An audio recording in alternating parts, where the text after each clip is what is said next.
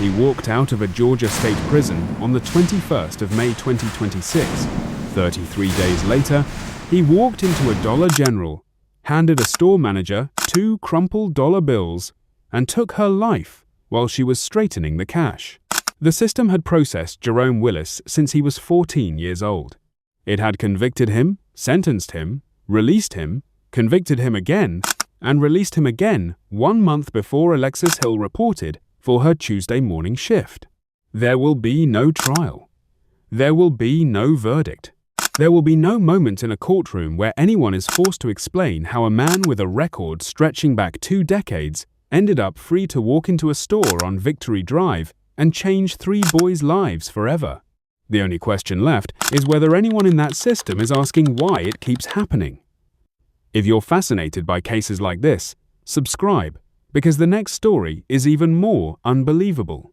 Alexis Hill was 44 years old and had spent the better part of 2 decades building something that could outlast her a stable life for her 3 sons and 2 grandchildren in Columbus, Georgia. She managed the Dollar General on Victory Drive, a busy commercial corridor where the customer flow never really stopped. The store sits on a major artery through Columbus, the kind of location where people stop before school drop-off, before work shifts begin, before the rest of their day takes over. It was not a quiet post. It demanded someone who could move fast, think clearly, and handle the full range of what walks through a sliding glass door on any given morning. Alexis had been doing exactly that, day after day, for years. She wasn't a back-office manager. She was on the floor, at the register, clearing lines when they backed up, knowing her regulars by name and by habit. Her staff described her laugh as the kind that carried through the break room and made the long shifts bearable.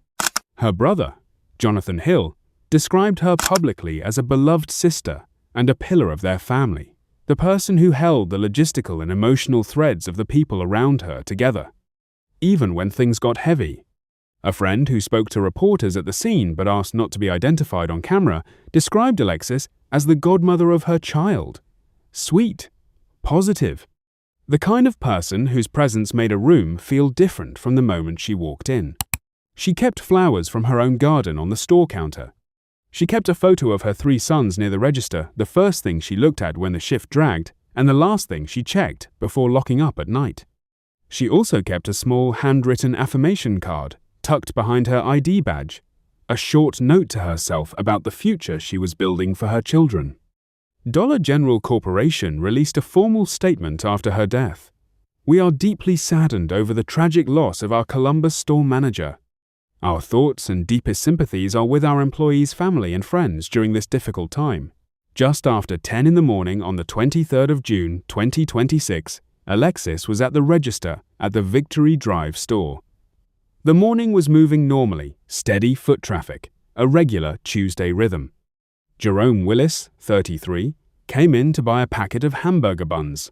The total was $1.58. He handed Alexis 2 crumpled $1 bills. As she straightened them, Willis stepped to the side, produced a weapon, and attacked her. He did not take his change. He moved toward the exit at a calm, deliberate pace and left the building. Customers scattered. The store, which seconds earlier had been running through its ordinary morning routine, became a crime scene.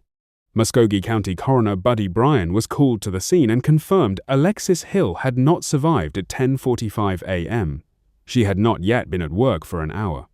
Columbus Police Chief Stoney Mathis later told reporters, "We got it on video, and it was completely unprovoked." Her brother Jonathan confirmed what investigators would later verify: Alexis and Willis had no prior relationship of any kind. No history, no conflict, no connection beyond the few seconds it took to ring up a grocery item. She was a stranger to the man who ended her life.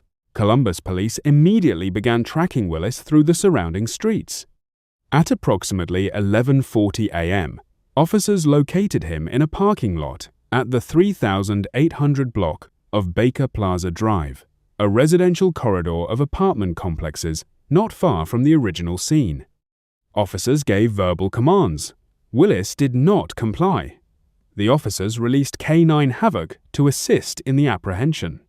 Willis turned, produced a weapon, and directed it toward the dog and the approaching officers. Officers responded, and Willis was fatally struck at the scene. Jerome Marquis Willis was pronounced deceased at 1:16 p.m. in the parking lot of Muskogee Elementary School. The human officer injured during the confrontation was struck in the face area and transported for treatment. Columbus police confirmed he is expected to make a full recovery. K9 Havoc, a 2-year-old German Shepherd cross-trained in narcotics detection, tracking, and apprehension, sustained serious injuries during the firefight. The dog was life-flighted to a specialized veterinary facility in Auburn, Alabama, for emergency surgery. As of reporting following the incident, Havoc was listed in stable condition. The Georgia Bureau of Investigation was called in to conduct an independent investigation into the officer-involved shooting. Separate from the homicide investigation into Alexis's death standard protocol in Georgia, whenever law enforcement uses deadly force, here is what the system knew about Jerome Marquis Willis before the 23rd of June, 2026. In 2007, at 14 years old, he was convicted of robbery in Muskogee County.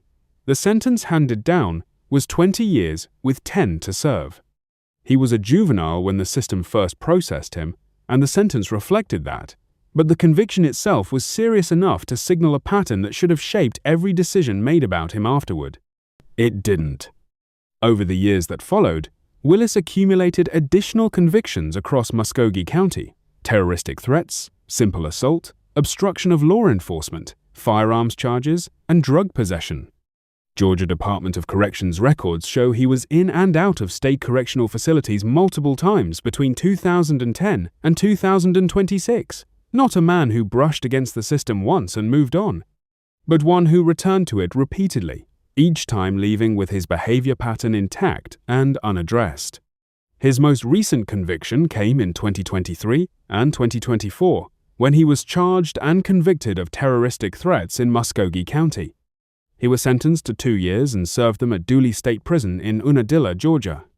On the 21st of May 2026, the Georgia Department of Corrections recorded Jerome Willis as released and inactive in their system. He walked out of Dooley State Prison with no public announcement, no flagged risk assessment, and no community notification to the Columbus neighborhood he was returning to.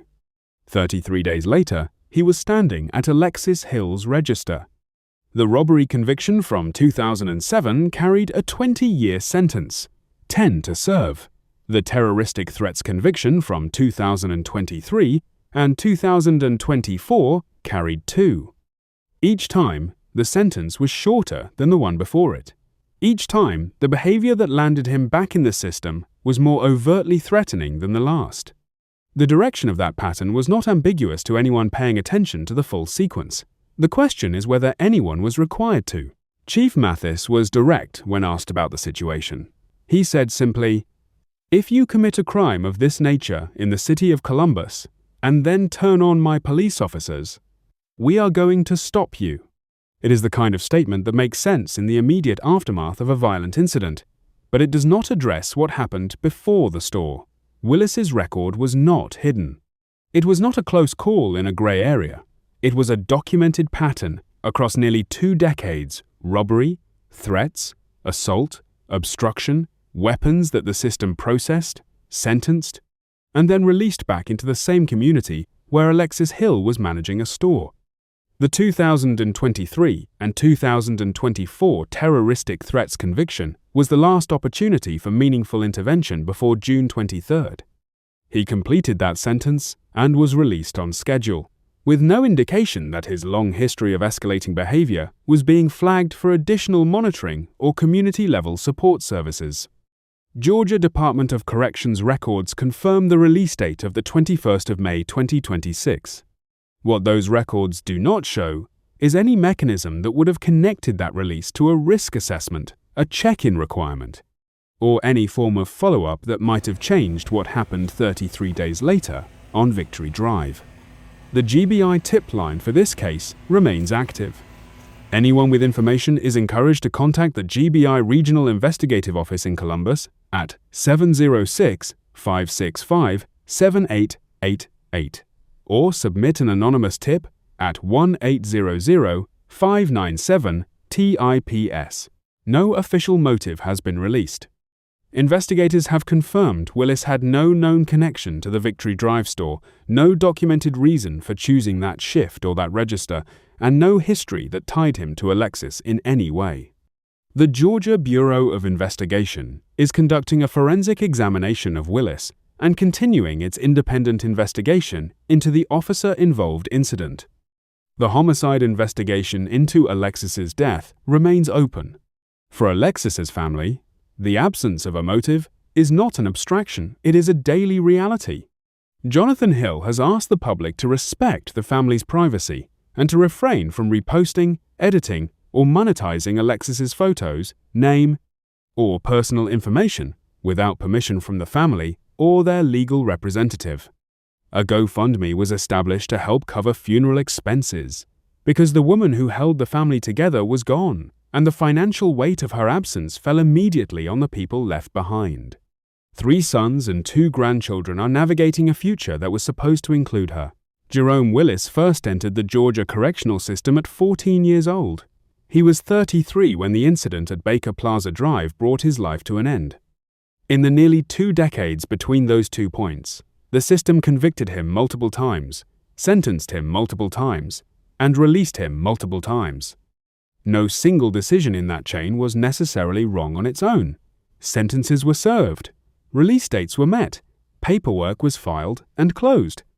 But the cumulative effect of that chain, the pattern viewed as a sequence rather than as a series of isolated cases, is a man who walked out of a state prison 33 days before Alexis Hill's final shift with an unbroken history of escalating behavior and no meaningful barrier between himself and the public.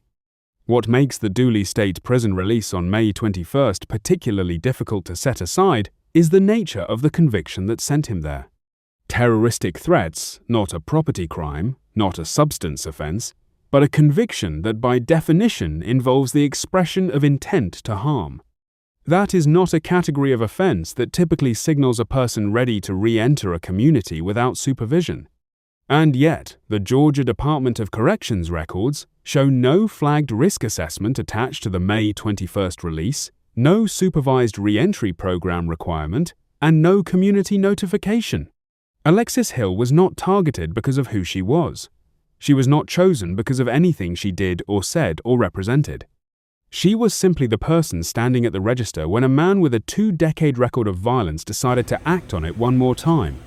That is the part that does not resolve when the case closes. The GBI finishes its investigation. The homicide file stays open. And somewhere in the Georgia Department of Corrections system, there is a release record dated the 21st of May 2026 that nobody flagged because as far as the paperwork was concerned, Jerome Willis had served his time and the system's obligation to track him had ended. Chief Mathis's statement after the incident that anyone who causes harm of this nature in Columbus and turns on his officers will face an immediate and decisive response is the kind of declaration that resonates in the moment, but it is a response to what happened after the store. The harder question, the one that Alexis's family will be living with long after this case stops generating headlines, is what the system's response was supposed to be before the store. Muskogee County Coroner Buddy Bryan confirmed the loss of Alexis Hill at 10:45 on a Tuesday morning. She had shown up for her shift, cleared the register line, and straightened 2 crumpled dollar bills when the shift ended permanently. Her brother Jonathan said she cannot be replaced. He said it is a loss the family will carry for the rest of their lives. The man responsible had been released from state prison 33 days earlier.